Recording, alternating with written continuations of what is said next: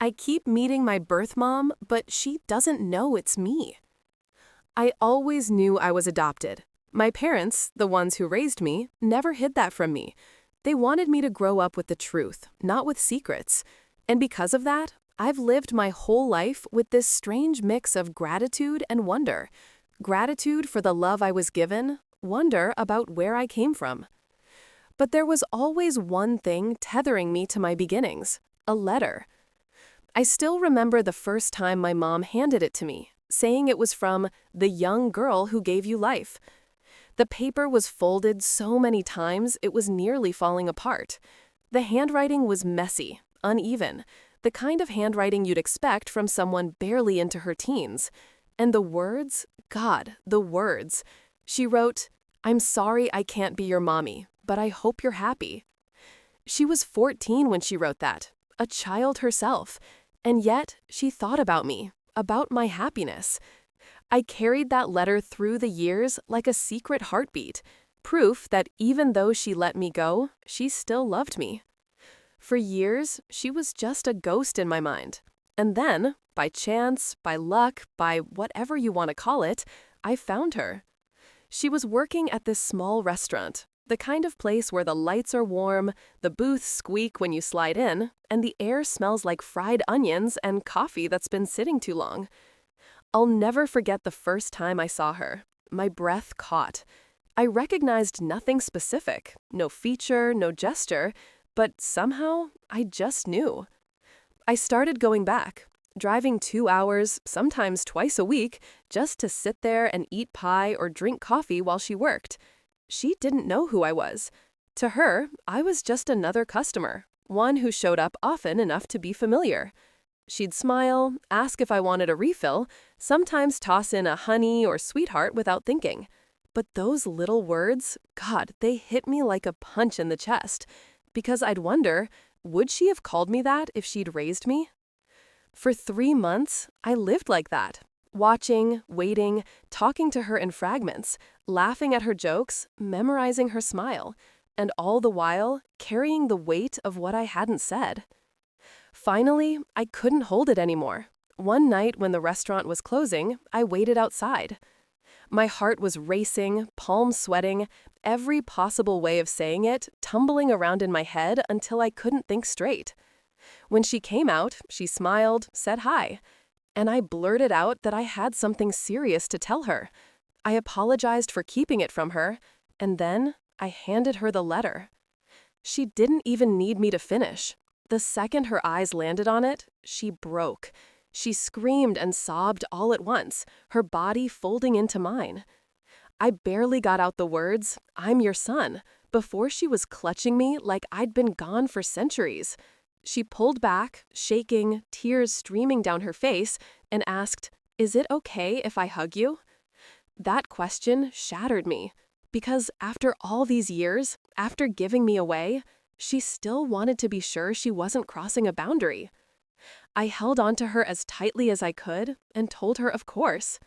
Her legs gave out in my arms, and I had to hold her upright, both of us crying in a dark parking lot. And somehow, even in that mess, it felt like the most natural place in the world to be. She pulled me back inside the restaurant, insisted on it. We sat at a booth with coffee and pie long after closing and talked until nearly 2 a.m. She admitted something that hit me hard. The second time I'd ever come into that restaurant, she felt something, a gut feeling, but she buried it.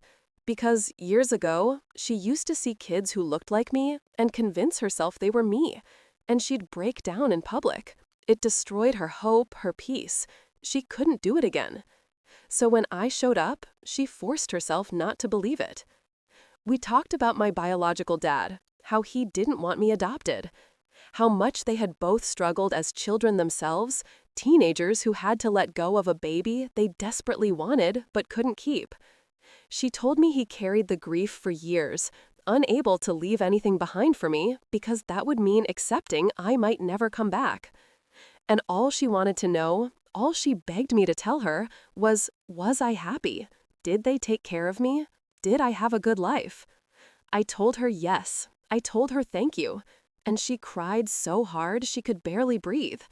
And then, the strangest thing, she kept looking at me with this enormous smile, as though she couldn't stop drinking me in. I kept wondering, how can someone who has been a stranger my whole life look at me with so much love? We exchanged numbers. Later that night, she texted me, "Thank you for giving me this gift I never knew if I'd have." And then came my biological father.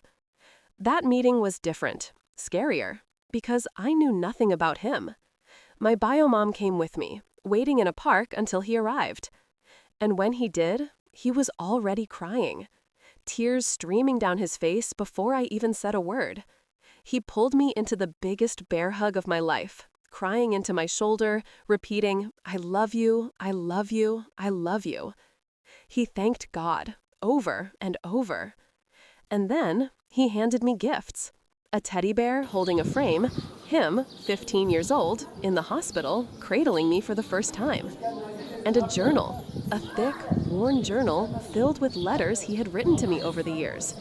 His therapy had pushed him to do it, to write to me as if I'd read it one day.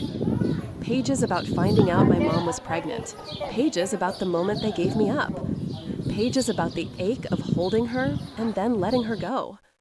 I read it later, crying so hard I could barely see the ink. We talked about everything, our lives, our similarities, and there were so many.